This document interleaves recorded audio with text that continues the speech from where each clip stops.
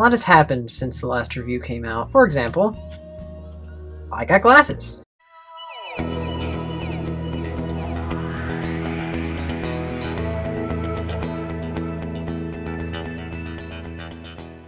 let's just address the bear in the room.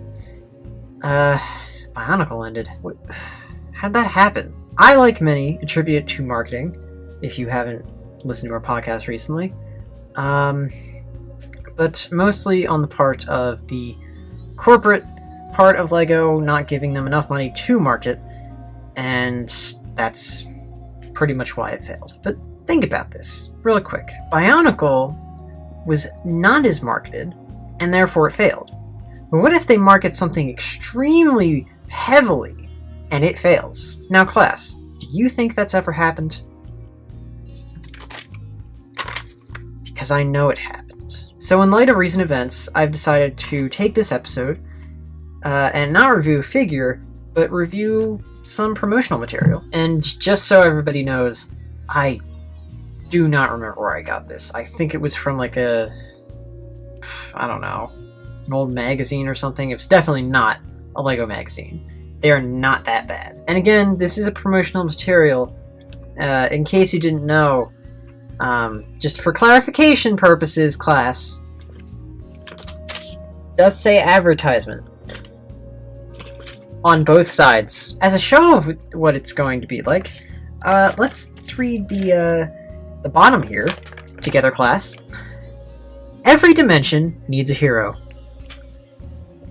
Join the quest and experience the glitch. This is really nice artwork. I'm actually impressed. Here you have Nick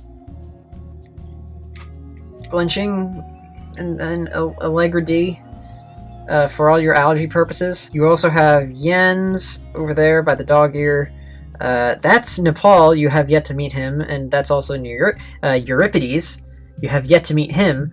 That's Gorm with his giant weird knot hand, and that's the TDN module, which you have yet to see. Unless you're one of those poor souls who's actually watched the show. You know, like me. Time for page 1.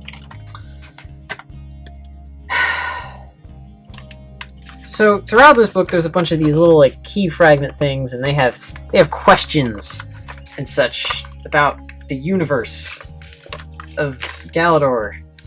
And then there's like a little like synopsis of the entire plot line, and for some reason Gorm has a crazy weird looking eye right there that he never had before. You also get some more shots of Nick doing his thing, and then over here you get some of the landscapes and planets and such as Arbo, the desert planet, and Drijelvin, the city, and Keck. I told you, I'm not making this stuff up. So here's all the characters. You have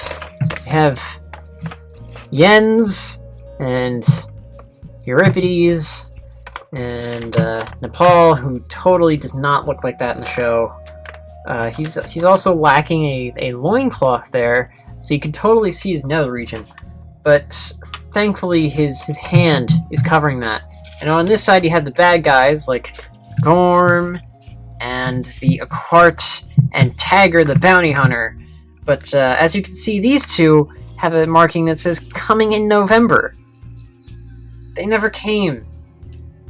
Not even in November. Oh, you also have this thing called a glitch fact up here, which you can stick in front of a little like thing, like some kind of Transformers tech specs thing. So before, in a prior review, I said that I had every single normal retail set.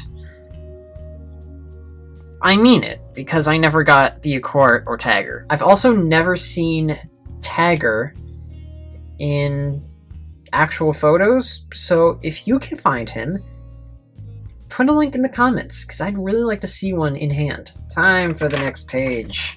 This book is truly magical, I'm telling you. On this side, you have Nick's Guide to Glitching. You have all sorts of scary things. And on this side, you have all sorts of other scary things. Alright, on the next page, it's actually kind of cool. This is what's called the Keck Powerizer. And it came with two heads, one of Gorm and one of Yen's, and it could interact with the games as well as had its own games, and it was actually kind of cool. I still have it, and I will be reviewing it later, but unfortunately nothing works on it anymore. I put in batteries, I replaced the batteries, just doesn't work anymore. Sorry guys, games aren't even all that fun anyway. Alright, next page. Oh, this is just cute. This is, it has a sweepstakes. And you see what I mean? You could put them there and get all the answers you need. I even had a sticky note in there that said, this might be a spoiler alert. It says, Dr. Samuel Bluetooth is the stranger. The last page on the back just shows an advertisement for the TV show from the Fox Kids. Wow. Is Fox Kids still going? Really? I'd really like to know that, if anybody knows in the comments section. But just thinking about it now, they put so much effort into this line. They gave this line a chance, and it failed. But they didn't give Bionicle Generation 2 a chance. And ultimately it failed. And if I hadn't said it enough, I'll say it again. I admire what the Bionicle team did, and I thank them for Bionicle Generation 2.